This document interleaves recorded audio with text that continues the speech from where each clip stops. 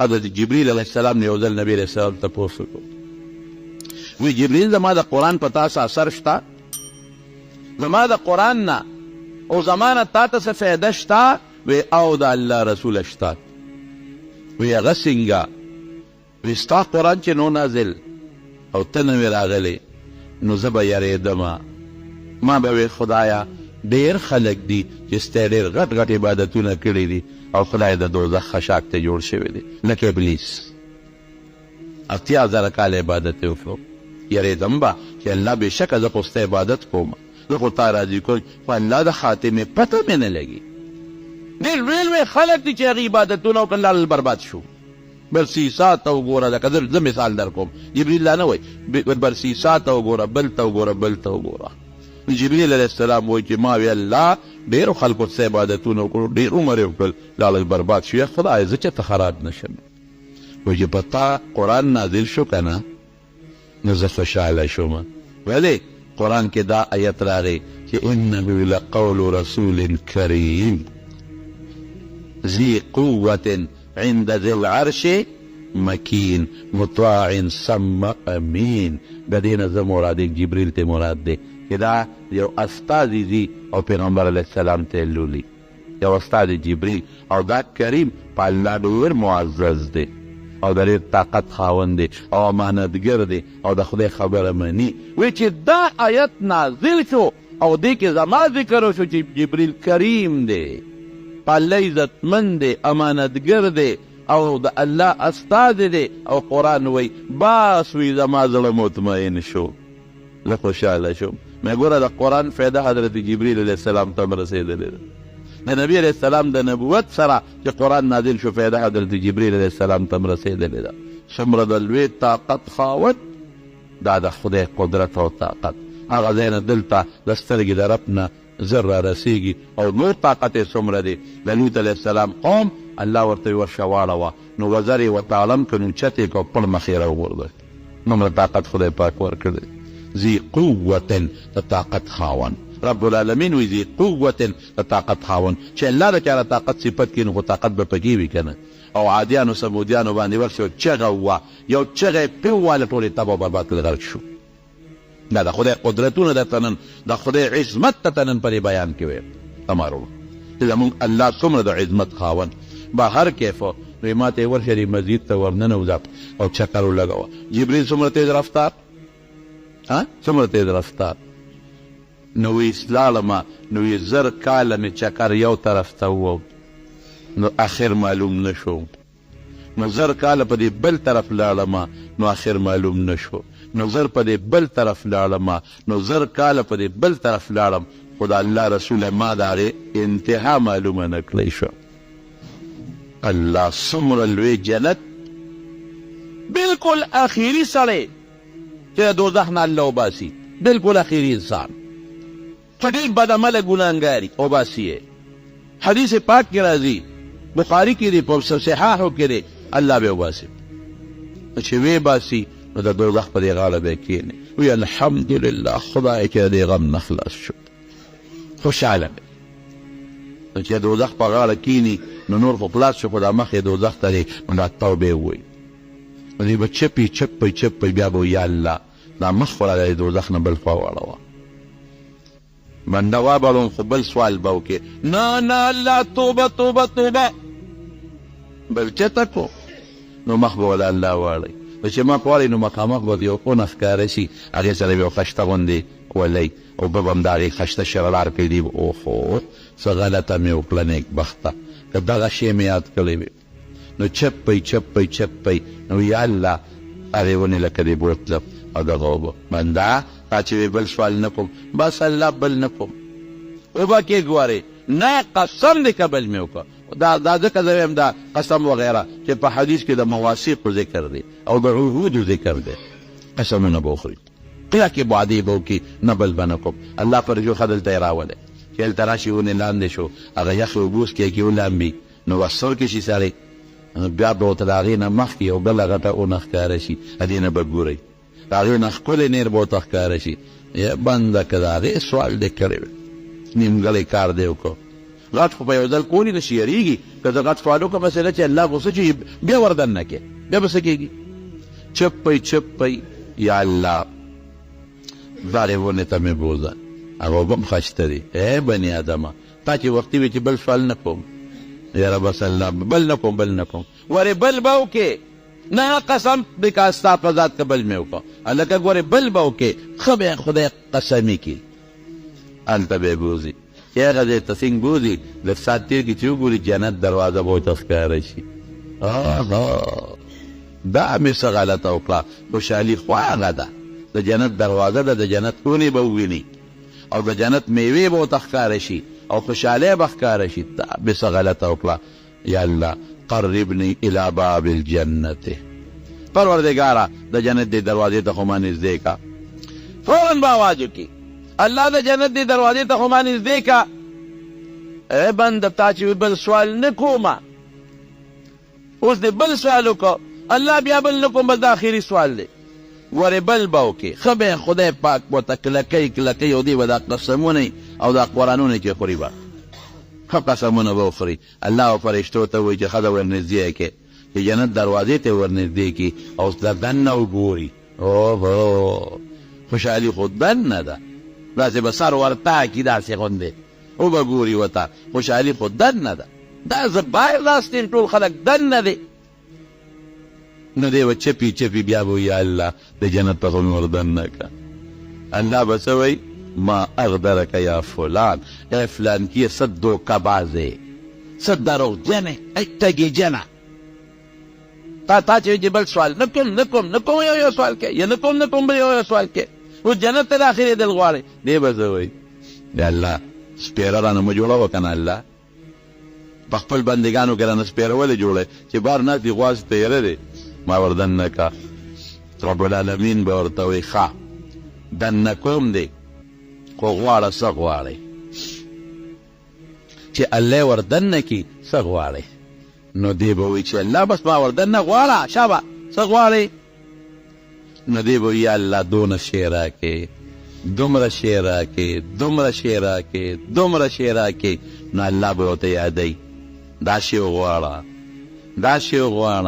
دا شی وغواړه شابه یو غواړه دی به دا هر څه وغواړي نو چې د ده خپل امیدونه ټول ختم شي او الله م ورته ور یاد کړي نو رب ذوالجلال به ورته څه وایي وایي زه بنده چې دا تا کم یاد کړل او ما درته در یاد کړل د دې لس چنده جنت ستا دی دی وایي اتستهزئ بي وانت رب العالمین ته خو ډېر لوی رب یې د مخلوق نو ما پورې ټوقې کې الله جنت خو د خلکو نه ډک دی دومره ځای پکې کم دی نبي علیه السلام وخندل ولې وخندل وی الله به وخاندي د الله خندا زموږ د خندا په شانتې نه ده او نه زموږ په شان شکل الله لري د الله خوشحالي ترې مناده ده یارو نو چې دا نبي علیه السلام وایي دا په ټولو کې د لاندې مرتبې جنتي دی نو چې کوم د لوی مرتبې جنتي دی چې هغه نه کوم شی خدای ورکوي چې هغه به څونه غټي ټول نه کوټې جنتي ادنا مرتبې والا جنتي هغه به څونه به وي هغه څه هغه به دومره وي چې د هغه جنتونه او باغونه به د 500 کالو په مزل پراته وي بس خدای دې ورته ور داخل کړي عقل نه بار خبر دي نو دا مخلوق په دغه مزید کې د الله سره ملاقات وکړي چې الله سره ملاقات کوي نو رب ذوالجلال به ورته کرسۍ لګولي نو څوک به د نور په کرسۍ ناست دي څوک د زمرد څوک د مرجان څوک د یاقوتو دا به ناست دي نو د باره نه پیو باران وشي باران د خوشبوونو باران به پیو شي داسې خوشبو دوی ته د په جنت کې هم نه لیدلې نو رب ذوالجلال به ورسره خپل ملاقات وکړي خپل دیدار به ورته وښیي نو نبی علیه السلام فرمایي چې زر کاله په جنت کې خوشحالی تېرې کړي زر کاله نو هغه خوشحالي به د الله د یو سکند په دیدار د مخلوق نه هېرې شي دومره خوند دی پکې د الله لیدو کې زمارونو نو حضرت موسی علیه السلام چې د الله خبرې واورېدې نو شوق یې پیدا شو چې خبرې دومره ښایسته دي الله تبه څومره ښکلې نو رب ارني انظر الیک الله ما ته ځان وښایه درته ګورم یو نظر دی وینم الله رب العالمین ورته څه وایي وی لم تراني نه مې شي لیدلی نشي لیدلی ته ما طاقت نشته دلته دا طاقت به در کوم خو وروسته به در کوم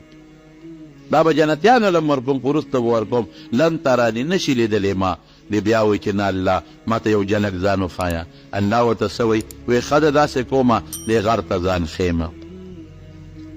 که دا غر ټینګ شو نو ټیک ده ته به مې بیا ووینې خو که غر ټینګ نه شو نو ته مې بیا نشي لیدلی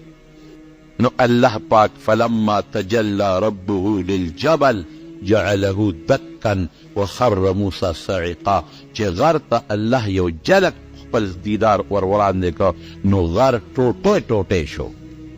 ټوکړې ټوکړې شو علما بعد لیکي وی دا په مکه مکرمه کې چې کوم غر د جبل نور وی دا د هغې غار یو ټوکړه ده چې روچته شو دلته پرېوته دړې وړې شو ټوکړې ټوکړې شو موسی علیه السلام بېهوشه پرېوته ها الله غر ته څنګه ځان وښو داسې نه چې پوره ځان یې ښولی دی غر ته چې کوم ځان الله وښو نو بیا هم په 70,000 پردو کې پټو 70,000 پردې نو حضرت موسی علیه السلام بیا سترګو کې بل شان حالت و تفسیر در منصور یو خبره لیکلې ده زه به تاسو ته ووایم داسې ډېره مضبوطه نه ده خو دې درته وایم وایي د هغې اثر د موسی علیه السلام په مخ څنګه وشو وایي چې چا به د موسی علیه السلام مخ ته کتل نو پرېوته ومړ کېده به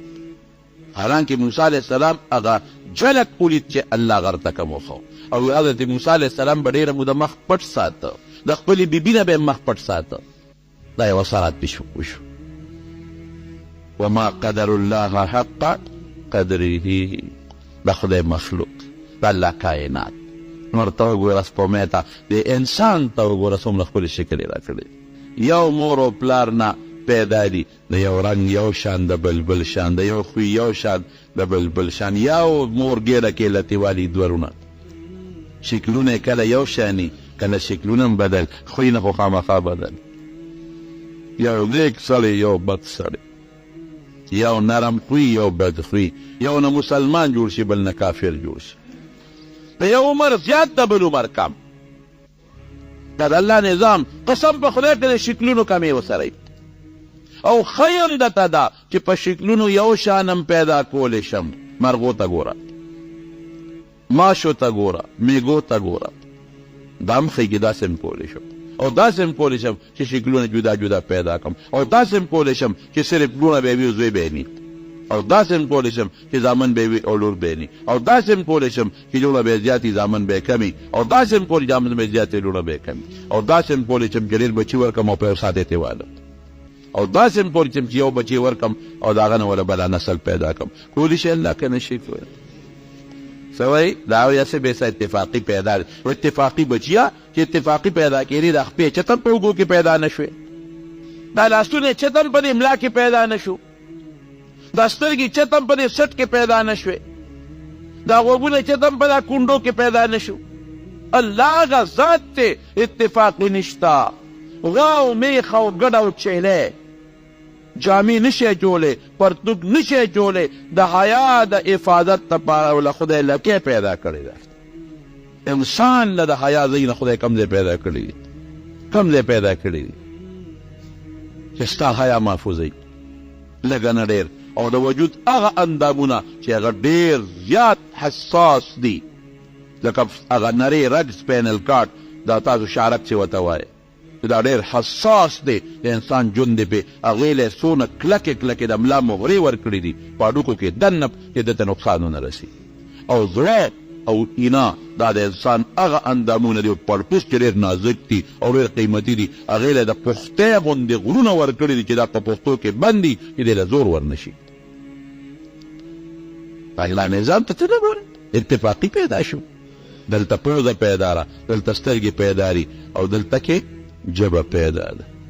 ده دلته دله پیدا کړل ولې دلته پیدا کړل دا ګیلاس راکړه لږونه ته چې اوبه څکې اوبه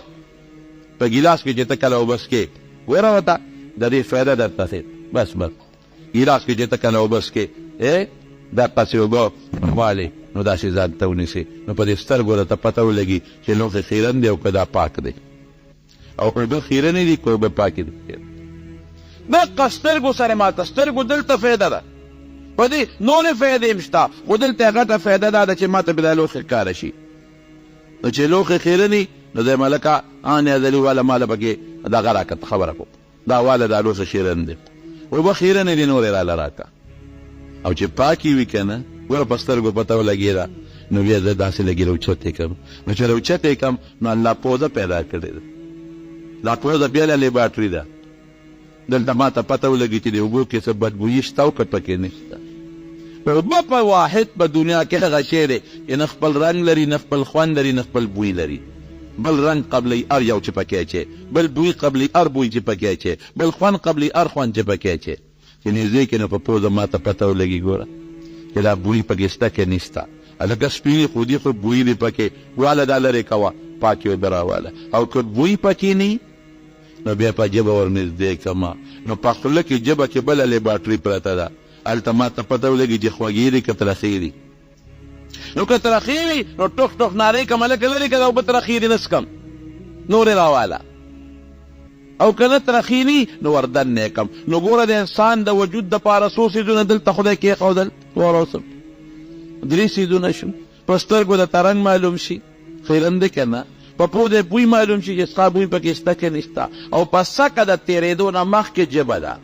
په ژبه د تېرېدو نه مخکې ده چې ما ته هسې نه که دا ژبه نه وي نو بیا به ما ورلوړې او کیدای شي زهر پکې بیا به مې څه کول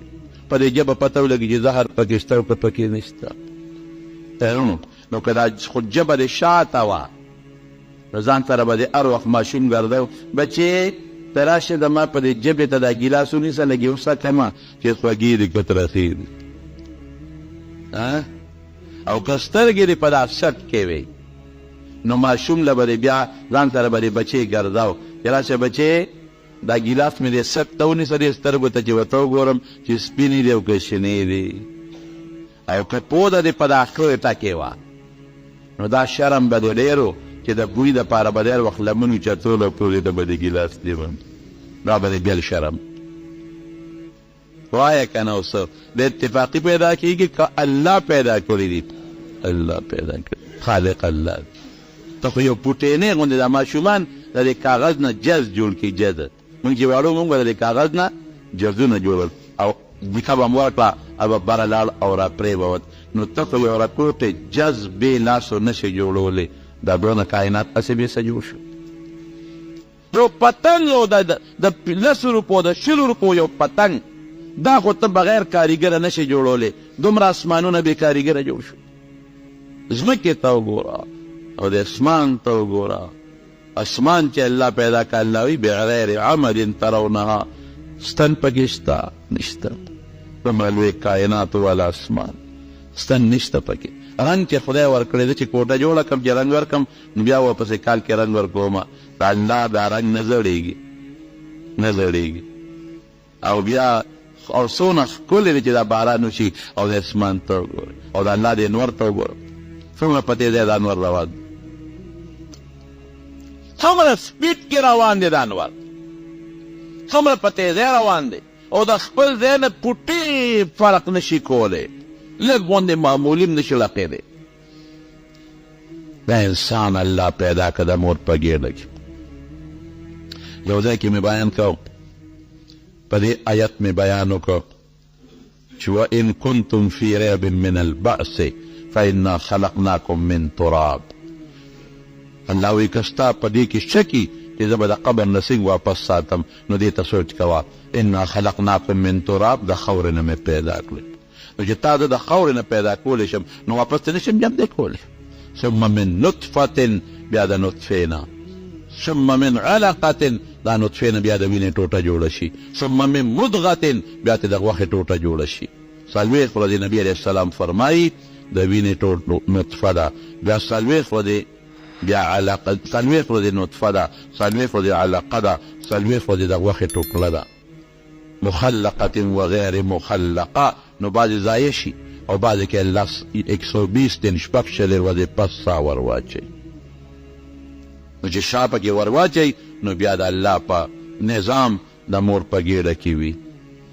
لنبين لكم ونقر في الارحام ما نشاء الى اجل مسمى الله وی دام زما خوخه ده چې د مور په ګېډه کې 4 میاشتې ساتم پنځه ساتم، شپږ ساتم، اووه ساتم، اته ساتم، نه ساتم، که لس ساتم. هلته ولا رب العالمین خپل رزق ورکوي، بندوبست یې ولا کړی دی. ثم نخرجکم طفلا، نو بیا د مور نه د ماشوم په شکل کې بار راوباسه. په څومره لوی تکنیک دا ماشوم پیدا کېږي پته راته شته، په څومره لوی انداز. ثم نخرجکم طفلا ثم لتبلغوا اشدکم، ځوان دنه جوړ کړم. ومنکم من یتوفى ومنکم من یرد الى ارذل العمر لکي لا یعلم بعد علم شیئا. څوک په ځوانۍ کې مړ شي، څوک بوډا شي. نو عقل قوي چې بوډا شو تجربه زیاته شوه، نه چې بوډا شو بیا دماغ کار نه کوي، ګړې وړې وایي. دا آیت مې وی مې نبي علیه السلام وایي چې څلوېښت خو د نطفه ده، څلوېښت خو د علقه ده، او څلوېښت خو د غوښې ټوټه ده. او ما وی مې دقه د مور ګېډې ته یو پای پرسېدلی دی، رحم هغې کې دننه پرده ده، فی ظلمات، په تیارو کې دننه تیاره. نو یو سړي بیا هغې د سوالو جواب کو، یو ډاکټر صاحب نو ما باندې سوال وکړ، ما ته وویل تا چې کومې خبرې وکړې زموږ د کتاب نه دې وکړې او که د خپل کتاب نه د دیني کتاب نه دې وکړې؟ ما یې دا ما د دیني کتاب نه وکړې. ګوره نبي علیه السلام داسې فرمایي. بیا ما سره وروستو ناستو، هغه وخت سره پتلي راچولې، یو نه ږیره او یو نه برېت وي. ما ته وایي مولانا صاحب ما خدای نه منم، زه د خدای د وجود نه منکر، ما خدای نه منم. اگر چې ځان ته مسلمان وي په ځان مې څوک نه پېژول، او خلکو سره بحثونه به یم کول چې خدای نشته. وایي نن ستا په دې بیان ما الله ومنه، نن مې ومنه. نن کومې خبرې چې تا مونږ ته وکړې چې 1400 کاله مخکې رسول الله مبارک دا خبرې کړې دي، نو دا څیزونه مونږ نن په لیبارټرو معلومو، دا څیزونه مونږ په الټراساونډ معلومو، بعضې څیزونه مونږ په ایکس ری معلومو، او بعضې مونږ په اپریشنونه کوو په هغې معلومو، او بعضې په حیواناتو تجربې کوو په هغې معلومو. نو 1400 کاله مخکې خو نبي علیه السلام سره نه الټراساونډ مشین و، نه ورسره ایکس ری پلانټ و، نه لیبارټري وه ورسره، او نه په حیواناتو تجربې کوو، نه اپریشنونه کړي دي. او د دې هر څه نه خبر چې هر څه یې دقه ویلي چې دا مونږ په مشینونو کم معلومو، معلومیږي دا چې هغه سره یو ذات داسې شته چې هغه ذات د دقه دننه حالاتو نه خبردار دی او هغه خبر کړی دی. غاټ پروفیسر دی، نوم یې درته اوس نه علم، ځکه مې مخکې یو ټکي ووی، دومره غټه ګیرې ده، نیم عمر په تبلیغ کې او نیم عمر خلک په کلینیکونو کې ګوري. الله ذات په ملا څوک نه مني. دقه ماشوم ته په یو پایپ د مور په ګېډه کې په یو پایپ باندې خوراک ور روان دی، په څنګه ور روان دی د مارونو دغه خوراک چې ورځي دا خو هسې مونږ ته مینه ښکاري، لیکن دې کې په لکونو نه په کروڑونو اجزا دي. هغه هلته خدای بیلی، هلته بیلی هډوکې د یو شي نه جوړېږي، هډوکې سرمن د بل شي نه جوړېږي، غوښه د بل شي نه جوړېږي، غوښې ته د نورو خوراکونو ضرورت دی. ګورې دا اینا په سر ویښته د دې ماشوم جوړېږي که نه جوړېږي؟ دا خو پردې نه دي چې پر هوا د غېږته په پیچکس دې کس کړه، یوه پرده یو ځای کې بل ځای کې بل ځای کې، دغه وینه کې دا ټول اجزا روان دي. سرمن چې د کوم شي نه جوړېږي سرمن له روان دي، غوښه چې د څه نه جوړېږي هلته روان دي، غوښه ترې جوړېږي. اینه چې د کوم شي نه جوړېږي هغه اینې له روان دي، هلته تینه جوړېږي. نوکان چې د کوم شي نه جوړېږي هغه هلته روان دي، نوک ته جوړېږي. هډوکي د بل شي نه جوړېږي هغه روان دي، هډوکي له ځي. هډوکي کې دننه نلېرې هغې له خپل شی روان دی، په سر یې ویښتې دي هغې له خپل شی روان دی. او ویښتیا وایي هره پرده په خپل ځای کې جوړېږي که بې ځایه جوړېږي. رګونو ته بیا وګوره، الله رګونو ته وګوره، رګونو نه علاوه وازګې ته وګوره، کلمو ته وګوره، سترګو ته وګوره، د سترګو تورو ته وګوره، سپینو ته وګوره، دې رنګونو ته وګوره. دننه د الله نظام یو شیپ د دې بینې نه جدا کېږي، یو شیپ ته جوړېږي. دا خشته ماشوم خدای پاک پیدا کړي. رښتیا ووایه د الله دې قدرتونو طاقتونو ته زموږ عقل کار کوي ورسېږي؟ نه، دقه ټکي له به راځو چې ما قدر الله حق قدره، د الله چې څومره عظمت او شان دی، په هغه شان او عظمت مونږ الله نه دی پېژندلی، نه دی پېژندلی رب العالمین. الله خو دلته کافر یادوي، د کافرو نه ګیله کوي، خو په حقیقت کې کافرو خو دومره نه دی پېژندلی چې شته که نشته، شریک ولا شته، هغې هغه کوي. خو مونږ هم د خدای چې کوم قدرت دی په هغه قدرت سوچ نه دی کړی، په هغه قدرت مونږ د رب العالمین فکر نه دی کړی. دغه غشته ماشوم اکسیجن ورته روان دی، هغه اکسیجن په کاربن ډای اکساید ګیس کې کنورټ کېږي، دننه بدلېږي، اته واپس راوځي. دغه خدای یو عجیبه نظام. نه میاشتې ماشوم دننه د مور ګېډه کې نه جاړي نه خاندي نه متیازې کوي، چې د مور د ګېډې نه بار ووت نو بیا جړام شروع کړي، متیازې شروع کړي. که په نهه میاشتې کې پیدا شو، که په نهه نیمې او په لسو کې چې تر څو راوتیني، که مدت پې واوړي هم چې راوتیني بار دی به جاړي نه د مدې متیازې کوي.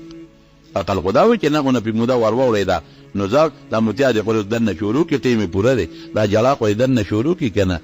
نه. او مخصوص ټمپریچر ورته خدای برابروي د ماشوم دپاره، که ډېرې یخني پرې راشي بیا مري، او چې ډېره ګرمي پرې راشي بیا مري.